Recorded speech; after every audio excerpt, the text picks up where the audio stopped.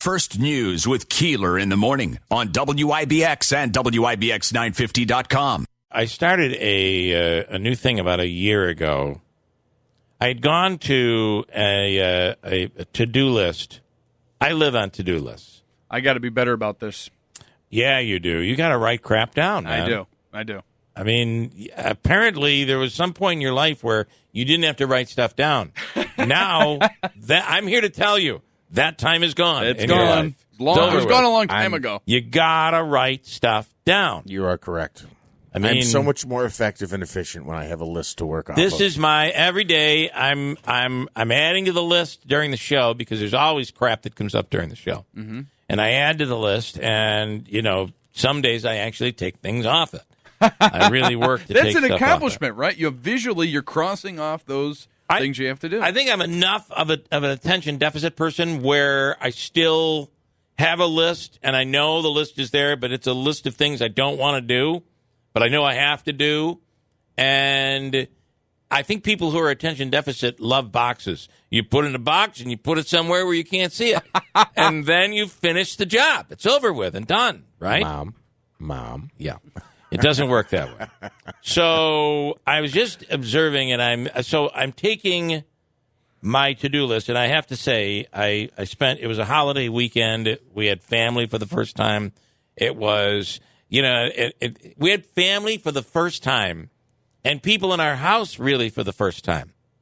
So when you're home, the one thing that keeps, at least for me, that keeps the house neat and very, very neat is people are coming over. Oh, no, someone's going to be here. Better clean this up. Sure. Right? Yeah. But when for the last year no one has been in your house, you What's got the point? this, my box of mail or a box of things that were on my to-do list. It may have sat beside the couch or something for a couple of weeks. And so a lot of that stuff was, so I had a busy weekend. So my to-do list comes from last Thursday. And what I do is I transfer it to another piece of paper, get rid of the stuff that I've already done, and then add some things to it. My observation this morning on my to-do list, which I think is a good step. I'm 55 years old or 56, whatever I am. And you would think after all these years I would have perfected this. Don't you think? You now have to put your age on this to-do list. I will always be, I think on my tombstone it should say, he's a work in progress. That should be on my tombstone. Anyway, one of the problems I found with my to-do list, which might actually support voter ID, is that I put this stuff on my list, and either A, some things I don't know what the abbreviation means, or I can't read my own writing. Therein lies, my dilemma. So now I have to make another improvement. Yeah. I have to write neater or something. So I've done this. I can't think of an example off the top of my head right now, but this is like the old Seinfeld episode where he wakes up in the middle of the night, writes down his joke, and then the following day can't remember the context and doesn't know what the line means. Right.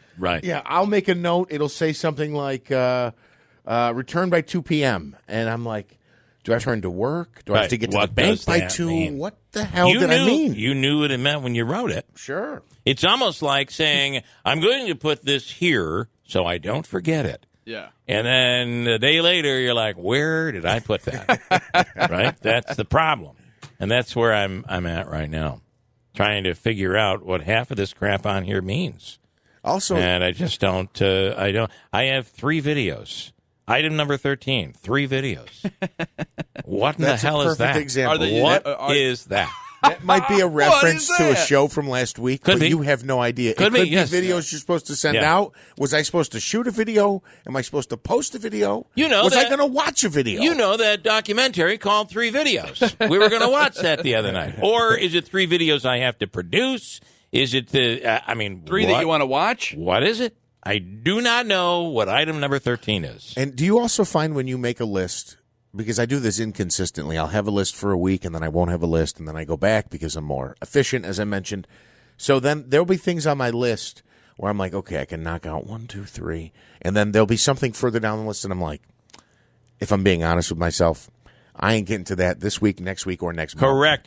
But it's on there to remind me in case someone asks me. I can go. It's on my list. It's on my list. I'm working on it. There are two things. The list in itself is not the solution. The list is a part of the solution. Correct. And your list should be realistic. You should have a secondary list of, like I have a secondary list of wishful thinking. It's my wishful thinking list. Sure. Like, I'm going to build a cabana in my backyard. Well, interestingly, I kind of did that last summer. But we had time. Who would have thought we'd have a pandemic and I'd have time to do that? So your list must be realistic. And there was another part of this. Oh, I really think we've been lied to since the days when you were just a child. Because you always heard the story about Santa Claus, right? And Santa Claus, he has a list, and he checks it twice. That's right. Well, that's not efficient. He should have had a list and completed it. There's nowhere in there that says that Santa's completing the list. He's checking it twice. I checked my list 22 times. I still haven't done any of it. Think about it. We've been lied to since the days of Santa Claus, since we were children. And let's be honest, don't check the list. He has elf assistants to help him with that list. You're right. He's not checking You're right. the list. Yeah, my wife's like, you're on your own with that list. That's not my list. I have my own list over here. Okay, coming up, we'll do a free money question of the day from the Hobica. That's on my list. A free money question of the day from the Hobica Law Firm. And we'll do that at 7:35. Then Rob Ash from the Utica Comets is coming up. Richard says the list making only is a reflection of getting older. Well, it may be true. It may be true. But I or that you have a lot of stuff going on. I've always had a list that goes away. It's just maybe I find that I rely on it more today. And the problem is when you become a slave to the list, it's tough because if you don't put something down and you forget, it's never gonna enter your brain again as a thought to do. Right. So you're right. more apt is this a self-assessment on your part? Yeah. Okay. Make a list, Andrew. I've been telling you that for 5 years. Make a list. Check it twice. Have you felt pressured to be productive with your spare time during the pandemic? Yes. Have you felt you have? Like extra, like I don't want to have this whole year go by and I didn't do anything with the time that I had. Is that what you're thinking? No, not necessarily. No, there's just stuff going on, and there's not a better reason to not do the other things. You got to be productive. According to the survey, 43% of Americans say yes. Another 4% said they don't have any spare time. Okay. People don't think they have time. I mean, they have time for the things that they want to do. How many people on that list said they don't have spare time? If you looked at their cell phone, it says, you logged 7.5 hours this past week watching stupid YouTube videos. You're right. That's almost a full day of work. That is a lot of time. Another new survey found 42% of Americans have written poetry before. Are you among the 42%? Not even close. As a child, no. Other than school. No, we all had to write it in school, right? No, I haven't. And a criminal in Florida posted bond and was on his way out of jail when he decided to steal a $60 webcam from someone's desk. He is due in court next month. Oh, foolish. Well, just, some people do just the dumbest things. An Army captain in Virginia named Katie Hernandez broke a world record for the fastest mile while wearing a bomb suit. Those bomb suits are very heavy.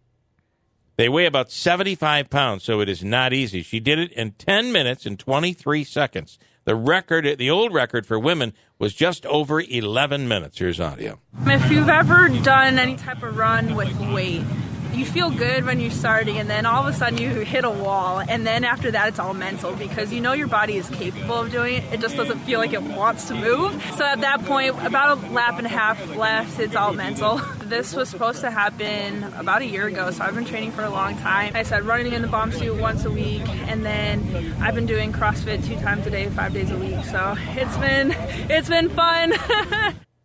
I'll bet it has. Fun? Yeah, okay. Well, that's amazing. And have you put on weight? Yes. Yeah. And how much would you say your weight is? Because it's the same thing. She's putting 75 pounds on her body, and she's talking about how difficult that is to run or to even walk with that 75 pounds. If you put on weight, imagine how much weight and you're wearing a suit that weighs that amount of weight. Yeah.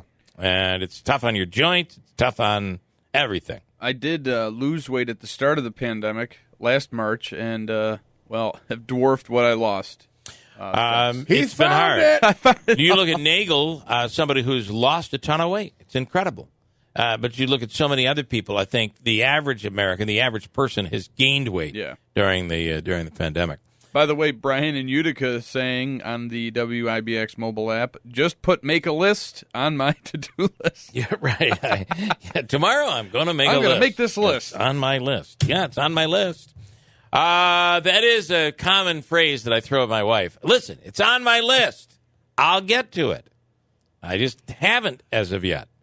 And according to experts, children appear to be more susceptible to at least one of the COVID variants and are more likely to spread it. This is something we can talk to Dr. Hall about. A disease expert at the University of Minnesota named Michael Osterholm has been doing interviews, and he hopes people are taking the UK variant seriously because it does spread in children. And please understand, this B117 variant is a brand new ballgame. Unlike the previous strains of the virus, we didn't see children under 8th grade get infected often, or they were not frequently very ill. They didn't transmit to the rest of the community. These kids now are really major challenges in terms of how they transmit.